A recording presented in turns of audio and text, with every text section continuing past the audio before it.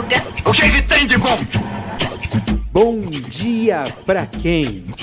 Fique por dentro das notícias do dia da pior forma possível. Apresentação: André Arruda. E aí, meu polvo? E aí, minha pólvora? Sou eu, André Arruda, e esse é mais um Bom Dia. Bom dia pra quem? Aliás, esse bom dia é terçou no terçol, só que esse terçou é diferente. É diferente porque hoje, dia 25 de outubro, é meu aniversário. Eu faço 41 anos de idade e parabéns para mim. Eu estou muito feliz, muito lisonjeado, né?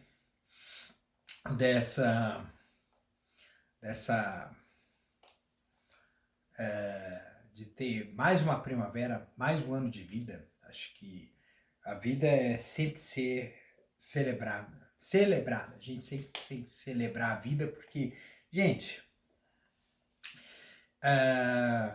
são tantos desafios que a nossa vida oferece que às vezes a gente vai ter que fazer o seguinte, né? A gente tem que pegar e lutar e agradecer. Agradecer por tudo que a gente fez até agora, seja de bom ou de ruim. O bom que são as coisas que são os regozijos.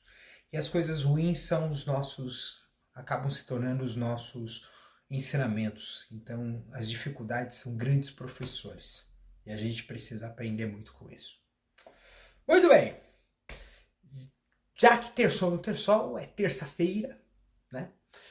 E ontem repercutiu, nossa, ontem foi um negócio bonito, porque assim, agora o embate está cada vez mais forte, porque ontem foi o day after da prisão do Roberto Jefferson, né?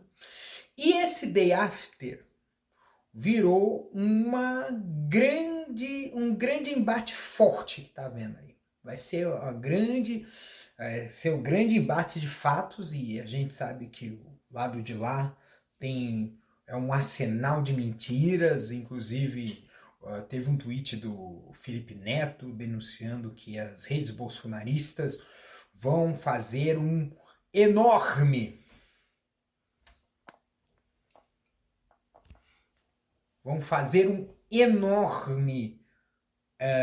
despejo de mensagens em massa com mentiras, né?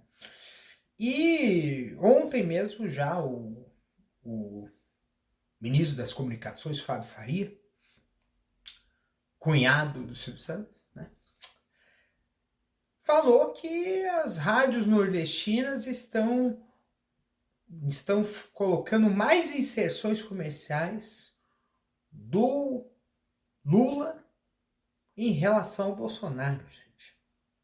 Gente, você não precisa... O que o nordestino vai fazer quando vai passar um banner do Bolsonaro? Muda de estação, abaixa o volume, desliga o rádio, gente. Porque as mentiras que o Bolsonaro tá contando não estão colando. Aliás, teve um negócio que foi foda.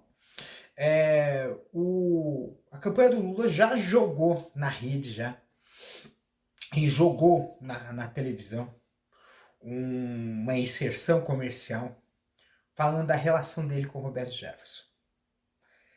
E foi um negócio tão lascado que aconteceu o seguinte: o Bolsonaro estava almoçando com os seus colegas, seus apoiadores, e viu a inserção na TV, no restaurante.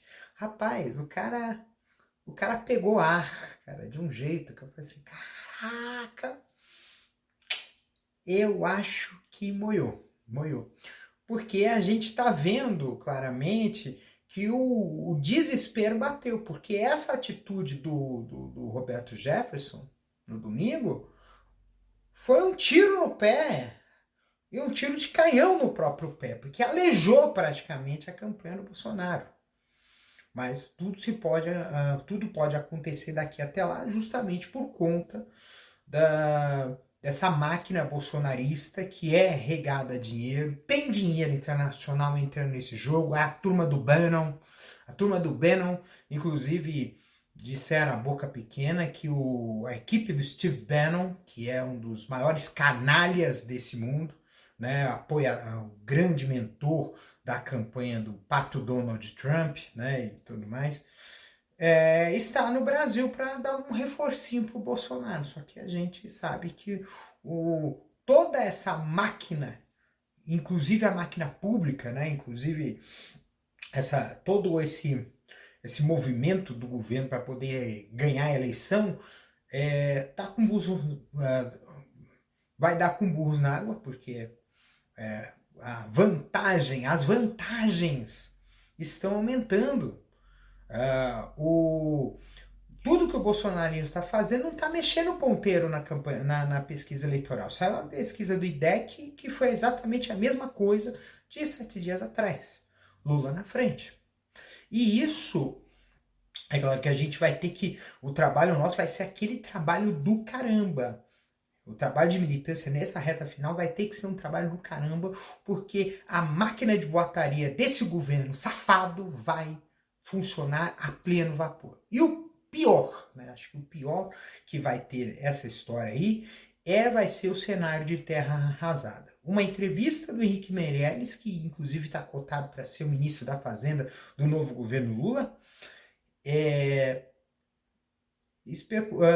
calculou que o rombo causado por toda essa tentativa de comprar, esse golpe descarado desse governo Bolsonaro para comprar a eleição, vai sair um rombo de 400 bilhões de reais. É muito dinheiro. 400 bilhões de reais. É um dinheiro danado. Então, por isso que o Paulo Guedes chegou a mencionar essa safadeza de praticamente desatrelar a inflação, os reajustes das aposentadorias e do salário mínimo. E essa história aí, inclusive, né, o Bolsonaro usou para denunciar o TSE e fez uma suspensão de perfis de diversos perfis, sofreram cerceamento, censura, né? E aí depois eles vão falar, não, porque o TSE está censurando os perfis, nossa, bolsonarista. O caralho, gente. Os caras estão fazendo as palhaçadas de lei e vão agir de qualquer forma. Por quê? Porque se por um lado vai gerar esse pacote de medidas anti-fake news, vai gerar repercussão, por outro, as denúncias vazias que o Bolsonaro vai fazer de fake news vão dar trabalho para a gente que está na militância para a Frentex, né? Então eles vão usar desse expediente para tentar derrubar, só que assim, o que acontece? É lógico que tem amigos lá dentro do judiciário que vão fazer esse apontamento, mas essas articulações duram um pouco tempo. Tanto é que, por exemplo, o André Janones ontem teve o cerceamento da liberdade quer dizer, o cerceamento, ele ficou impedido de publicar algumas coisas, teve que se demitir, coisas do Bolsonaro, etc e tal, mas depois de um tempo ele foi liberado de novo para publicar, só que estão dizendo aí que eles estão sob observação, ele e o Carlos Bolsonaro. O André Janones e Carlos Bolsonaro estão sob observação do TSE, estão na berlinda, e se o TSE considerar que eles estão espalhando boataria, eles vão ter as contas suspensas. Tá? E eu acredito que é muito pior o Carlos Bolsonaro ter a conta suspensa, porque ele coordena uma máquina de boataria nas mídias sociais muito grande, do que o André Janones. Que o André Janones, na verdade, o processo do lado de cá, da esquerda, é um processo mais orgânico. Né? E aí vai esse processo orgânico, que ocorre, ele é mais descentralizado. Você tem uma coordenação de campanha, que é o Lula, que vai ter muitas postagens, mas há uma contribuição muito grande de N perfis. Uma grande quantidade de perfis que estão nessa, né? E aí vai. Agora, o ponto mais lascado de ontem foi o seguinte. Era uma vez o Eduardo Bolsonaro que resolveu postar uma montagem fajuta do influenciador digital Casimiro. Eis que essa montagem era o balãozinho, né, que ele estava segurando e colocando o número 22, que é o número do cramulhão, né, número do bolso. Eis que o próprio Casimiro, através do Twitter, falou que não concorda, que é falso essa montagem, que não concorda com esse governo, que foi uma mentira deslavada do Eduardo Bolsonaro e que vai votar 13. Resultado. O resultado foi que o tiro que o Eduardo Bolsonaro foi dar no Facebook saiu pela culatra no Twitter e saiu como uma culatra tão lascada que praticamente estragou o velório dessa iniciativa do Eduardo Bolsonaro de tentar criar capital político, criar fato político, fazer campanha política através de uma montagem mentirosa usando um influenciador digital que é o Casimiro. O resultado foi que esse tweet do Casimiro teve, na data de ontem, 1.200.000 curtidas. É simplesmente o tweet mais curtido em língua portuguesa da história do Twitter. Simplesmente isso. Foi o único que chegou à casa de 1 milhão. O único tweet em português que chegou à casa de 1 milhão. E ele fala assim, tweet em português significa tweets do Brasil, de Portugal, Angola, Moçambique, Guiné-Bissau, Timor-Leste, etc, etc e tal. Então, isso foi um tsunami contrário a essa campanha. E essa campanha só está tendo revés. Por incrível que possa parecer, está gerando uma frente ampla. Né? Essa frente ampla, eu vi a live do Lula agora há pouco, quer dizer, ontem, sobre a defesa da democracia na PUC. Quem que estava falando lá? A Marta Suplicy, que já foi desafeta do Lula. Quem está junto? Tá Simone Tebet. Tá o partido do Ciro, apesar do Ciro não participar. Mas o partido do Ciro está dentro. O PSDB de São Paulo está apoiando Lula. O Amoedo, gente, está apoiando Lula. O Sarney está apoiando Lula. Fernando Henrique Cardoso está apoiando Lula. A Marta, que é várias vezes campeã, melhor jogadora de futebol do mundo, curtiu o post do Lula. Anitta. É muita gente que entrou nessa história. É gente pra caramba que tá nessa atuada. Tanto é que eu ousei dizer, eu fiz um comentário no Twitter que eu ousei dizer, o que esse movimento que tá havendo no segundo turno é quase similar ao movimento da direita já. É quase igual. É quase igual o movimento das diretas já. Porque é uma grande quantidade, inclusive economistas, os criadores do Plano Real, é uma grande quantidade de gente que está apoiando. E essa massa de apoio, inclusive internacional. O ator que fez o Hulk, o ator que fez o Aquaman, então, assim, sou Lula, é ele, cara. E tá havendo esse movimento tão grande. E é um movimento internacional também. Porque eles sabem que eu até falei, fiz um comentário, acho que eu já cheguei a comentar antes. A eleição de 2022 no Brasil é a eleição mais importante, e será a eleição mais importante da primeira metade do século XXI. É simplesmente isso. Porque aqui pode ser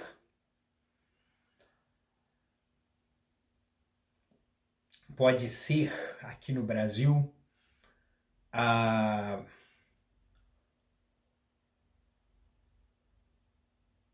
o início é como se fosse politicamente seria como se fosse o embarque na Normandia.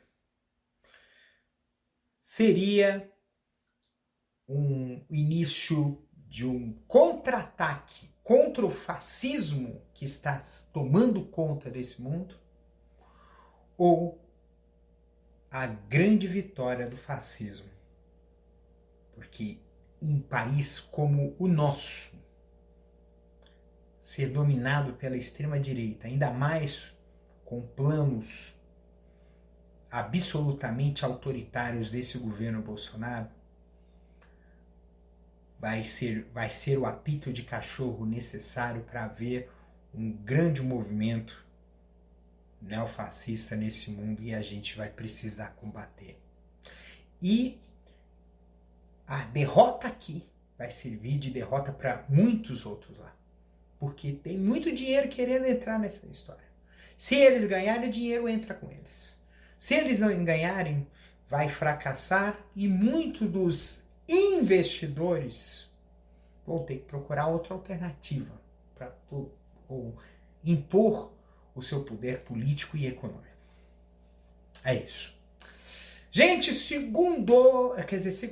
terçou, mais uma primavera, eu tô muito feliz, né, de ser o aniversariante do dia.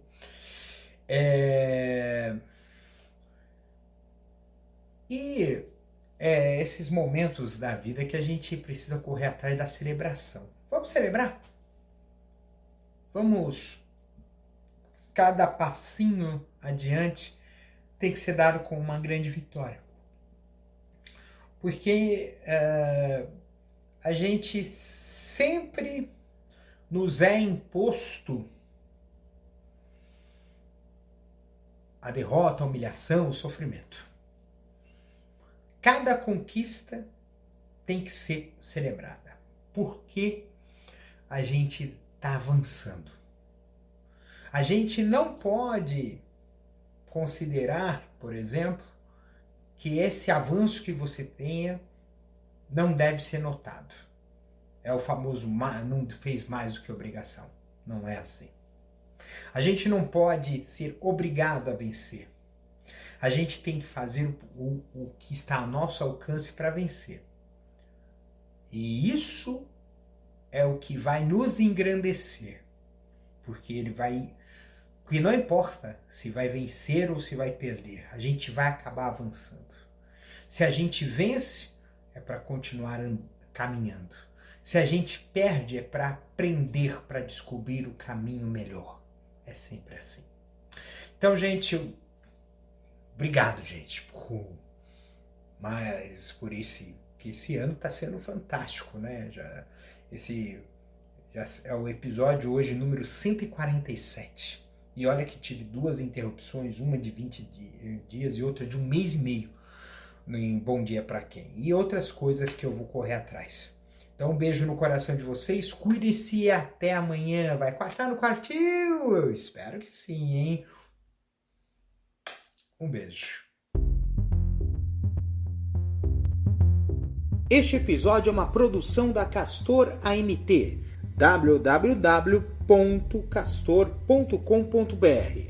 Você pode encontrar este episódio e muitos outros do podcast Castor e seus escapes no endereço anchor.fm/castor ou nas principais plataformas de podcasting: Spotify, Apple Podcasts, Google Podcasts, Overcast, Castbox, Pocket Casts, Radio Public, Stitcher, Deezer, TuneIn, Resso, Amazon Music e Audible.